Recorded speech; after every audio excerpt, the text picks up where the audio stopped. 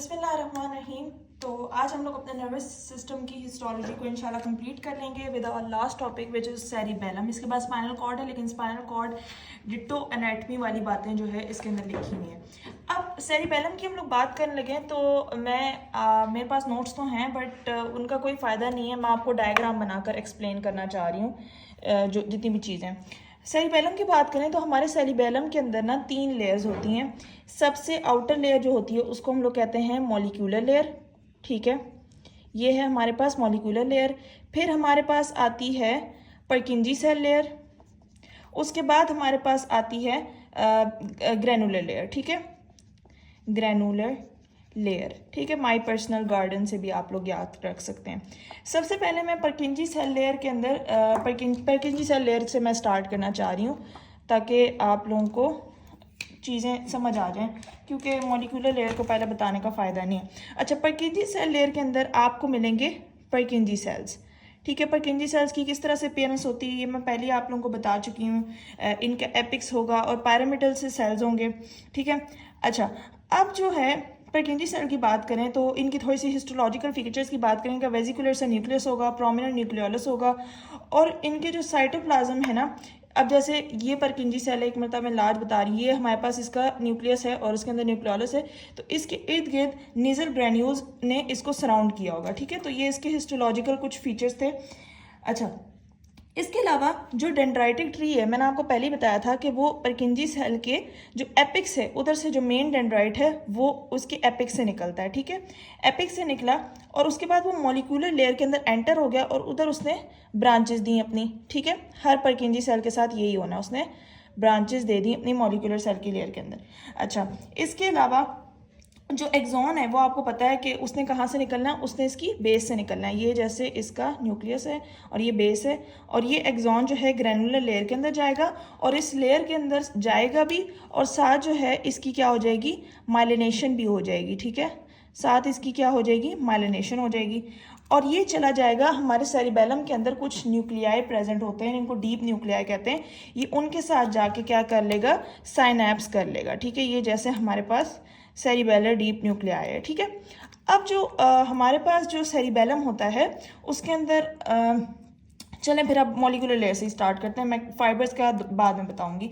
अब अगर हम लोग मॉलिक्यूलर लेयर की बात करें तो मॉलिक्यूलर लेयर के अंदर जो है उसको हम लोग साइनेप्टिक जोन कहते हैं, क्योंकि इसके अंदर बेसिकली इस लेयर के अंदर सेल्स नहीं प्रेजेंट होते। इस लेयर के अंदर सारे प्रोसेसेस प्रेजेंट होंगे, डेंड्राइट्स होंगे, एक्सॉन्स होंगे, पैरेलल फाइबर्स होंगे। तो इस मॉलिक्यूलर लेयर के अंदर सबसे पहली चीज़ तो आपको पता है कि जो परकिंजी सेल के डेंड्राइट्स हैं वो इसके अंदर प्रेजेंट है। इसके अलावा इसके अंदर अनमाइलिनेटेड आपको एक्सॉन्स भी मिलेंगे, ठीक है। इसके अलावा आपको इधर पैरेलल फाइबर्स भी रन करते हुए मिलेंगे। पैरेलल फाइबर्स कहाँ से आते हैं वो भी मैं आपको बाद में बताऊंगी, ठीक है।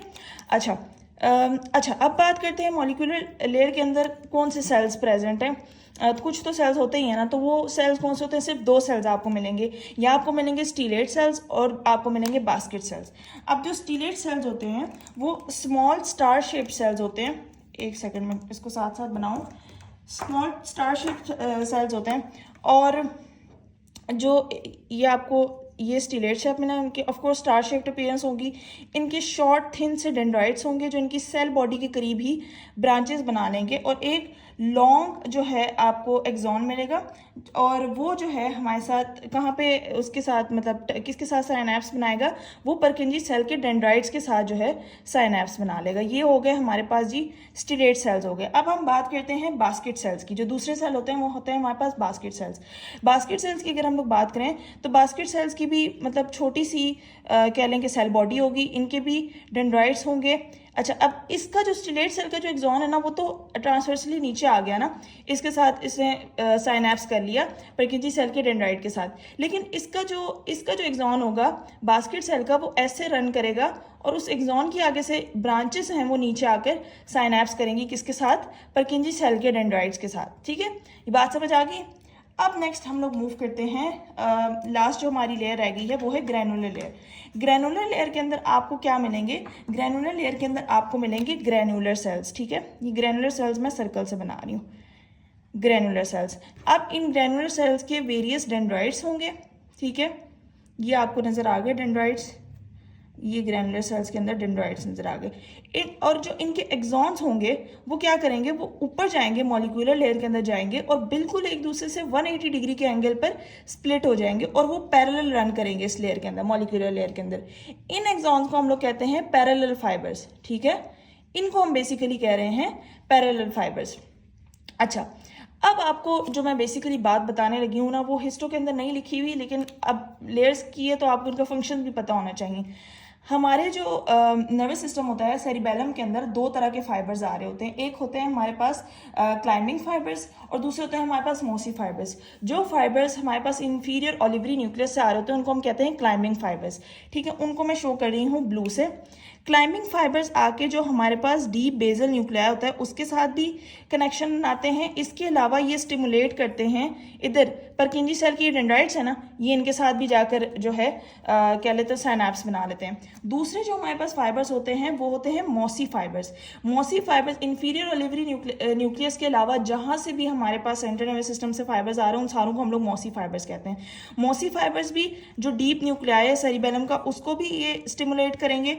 इसके अलावा ये इनके जो डेंड्राइट्स हैं, किसके, ये जो हमारे पास पड़े हुए हैं जो ग्रैनुलर सेल्स हैं, सॉरी ग्रैनुलर सेल्स को मैंने उसमें बना दिया है, एक सेकंड, ग्रैनुलर सेल्स को मैंने परकिंजी सेल की लेयर में बना दी। ग्रैनुलर सेल हमारे इधर बनेंगे, ग्रैनुलर सेल की लेयर में ये हमारे पास आगे ग्रैनुलर सेल्स और ये इनके एक्सॉन्स हैं वो आगे आ रहे हैं, ठीक है। तो छोटी सी गलती थी, ये आप लोग देख लीजिएगा। अच्छा, ये आगे हमारे पास क्या आ रहे हैं, मॉसी फाइबर्स। मॉसी फाइबर्स ने किसके साथ साइनैप्स बना ली, ग्रैनुलर सेल्स के डेंड्राइट्स के साथ, ठीक है। अब जो है हमारे पास बात आप लोगों ने ये याद रखनी है कि दोनों जो मॉसी फाइबर्स भी और क्लाइंबिंग फाइबर्स भी, ये दोनों पॉजिटिवली यानी एक्साइट करेंगे इसको, किसको, जो डीप बेजल न्यूक्लियाई है उसको, ठीक है। ये आप लोगों ने बात याद रखनी है। इसके अलावा जो हमारे पास परकिंजी सेल हैं उनका क्या है, ये क्यों स्टिमुलेटरी क्यों है, क्योंकि एक ग्लूटामेट रिलीज कर रहा होता है, मॉसी फाइबर्स ग्लूटामेट रिलीज करते हैं और जो हमारे पास क्लाइंबिंग फाइबर्स होते हैं वो एस्पार्टेट रिलीज करते हैं और वो दोनों एक्साइटेटरी जो है न्यूरोट्रांसमीटर होते हैं। जो हमारे पास जबकि परकिंजी सेल होता है वो क्या रिलीज करता है, वो रिलीज करता है गाबा और वो इसको इनहिबिट करा देता है बेजल सेल न्यूक्लियाई को, उसका फंक्शन को, ठीक है। अच्छा, उसके बाद आप लोगों ने ये बात याद रखनी है कि हमारे पास जो क्या नाम है, कुछ फाइबर्स जो होते हैं मॉसी फाइबर्स, वो डेंड्राइट्स, इधर इनके जो डेंड्राइट्स हैं ग्रैनुलर सेल्स जो ग्रैनुलर लेयर के अंदर प्रेजेंट है उनके साथ साइनैप्स बना लेंगे। अच्छा, अब जो ग्रैनुलर सेल है आपको पता है उसके एक्सॉन्स के पैरेलल फाइबर्स कहाँ जा रहे हैं, आउटर लेयर ऑफ कॉर्टेक्स में, और वहाँ पर वो मतलब पैरेलल फाइबर्स बना रहे हैं, ठीक है। अब जो पैरेलल फाइबर्स है ना वो क्या करेंगे, वो पैरेलल फाइबर्स यहाँ से होते होते हुए परकिंजी सेल के डेंड्राइट्स के साथ साइनैप्स बना लेंगे और इनको क्या करेंगे, स्टिमुलेट करेंगे। तो इसका क्या मतलब है कि परकिंजी सेल्स दो जगह से स्टिमुलेट हो रहे हैं। एक तो ये जो हमारे पास आ रहे थे कौन से फाइबर्स, क्लाइंबिंग फाइबर्स से डायरेक्टली स्टिमुलेट हुए और जो ग्रैनुलर सेल्स हैं उनसे इनडायरेक्टली स्टिमुलेट है। इनडायरेक्टली क्यों कहते हैं, क्योंकि पहले मॉसी फाइबर्स आए, मॉसी फाइबर्स ने ग्रैनुलर सेल्स को स्टिमुलेट किया, ग्रैनुलर सेल्स ने आगे से पैरेलल फाइबर्स बनाए और उन पैरेलल फाइबर्स ने आगे से परकिंजी सेल्स को स्टिमुलेट किया, ठीक है। और उससे ओवरऑल क्या हुआ, ओवरऑल से इनहिबिशन हो गई किसकी, बेजल न्यूक्लियाई की, ठीक है, ये बात होगी। इसके अलावा अब हम लोग स्टिलेट और बास्केट सेल्स की भी बात कर लेते हैं कि इनका क्या काम होता है। स्टिलेट और बास्केट सेल्स ने इन जो परकिंजी सेल्स होते हैं इनको स्टिमुलेट कराना होता है, लेकिन ये किस तरह से स्टिमुलेट कराते हैं, बड़े स्पेसिफिकली स्टिमुलेट कराते हैं। ये कुछ परकिंजी सेल्स को स्टिमुलेट कराते हैं और बाकी सबको इनहिबिट करा देते हैं। ये इस तरह क्यों करते हैं, ताकि जो परकिंजी सेल का जो सिग्नल है उसको शार्प किया जा सके, एक ही सिग्नल जाए बेजल न्यूक्लियाई तक जो कि बिल्कुल शार्पन सिग्नल हो, ये नहीं कि बहुत सारे परकिंजी सेल से डल सिग्नल जा रहे हैं। तो ये हमारे पास स्टिलेट या बास्केट सेल का फंक्शन हो गया। इसके अलावा जो हमारे पास होते हैं कुछ यहाँ पे ना गोल्जी सेल्स भी होते हैं ग्रैनुलर लेयर के अंदर, ठीक है। ये आपकी बुक के अंदर मेंशन नहीं है, लेकिन बात जहन में रखिएगा कि हमारे पास गोल्जी सेल्स भी होते हैं। अब जो गोल्जी सेल्स होते हैं वो इनके डेंड्राइट्स के साथ, गोल्जी सेल के डेंड्राइट्स ग्रैनुलर सेल्स के डेंड्राइट्स के साथ क्या कर रहे होते हैं, साइनैप्स बना रहे होते हैं, ठीक है। अब जो गोल्जी सेल्स है ना इनको भी कौन स्टिमुलेट कर रहा है, इन गोल्जी सेल्स को स्टिमुलेट कर रहा है, गोल्जी सेल्स को भी पैरेलल फाइबर्स ही स्टिमुलेट कर रहे हैं। यहाँ से ये नीचे आएंगे और ये पैरेलल फाइबर्स इनके डेंड्राइट्स ऊपर जाएंगे, ये इनको स्टिमुलेट कर रहे हैं। अब आपको पता है कि जैसे ही गोल्जी सेल्स को स्टिमुलेट क्या नाम है जो ग्रैनुलर सेल्स जैसे ही स्टिमुलेट हुए तो क्या हुआ, गोल्जी ग्रैनुलर सेल्स स्टिमुलेट हुए, ग्रैनुलर सेल्स से आगे हमारे पास पैरेलल फाइबर्स तक सिग्नल गया, पैरेलल फाइबर्स ने किसको स्टिमुलेट किया, गोल्जी सेल्स को स्टिमुलेट किया, और गोल्जी सेल्स ने आगे से क्या रिलीज करना है, गाबा रिलीज करना है, और उस गाबा ने क्या करना है, आखिरकार उन्होंने क्या करना है, इसको ये जो ग्रैनुलर सेल्स हैं उनको इनहिबिट कर देना है, ठीक है, मतलब ऑटो इनहिबिशन हो रही है। दोबारा से मैं सारी चीज रिपीट कर देती हूँ। देखिए मैंने आपको बताया कि हमारे जो सेरिबैलम होता है उसके अंदर 3 लेयर्स होती है, मॉलिक्यूलर लेयर होती है, परकिंजी सेल लेयर होती है, ग्रैनुलर सेल लेयर होती है।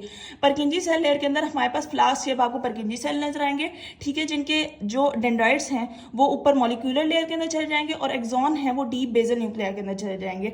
इनकी एक्सॉन की माइलिनेशन होगी, ठीक है, और जो डेंड्राइट्स हैं उनकी मॉलिक्यूलर लेयर में वो जाकर वो किसके साथ साइनैप्स करेंगे, मॉलिक्यूलर लेयर के अंदर 2 तरह के सेल्स होंगे, स्टिलेट सेल्स, बास्केट सेल्स, उनके डेंड्राइट्स और उनके एक्सॉन्स के साथ वो साइनैप्स करेंगे।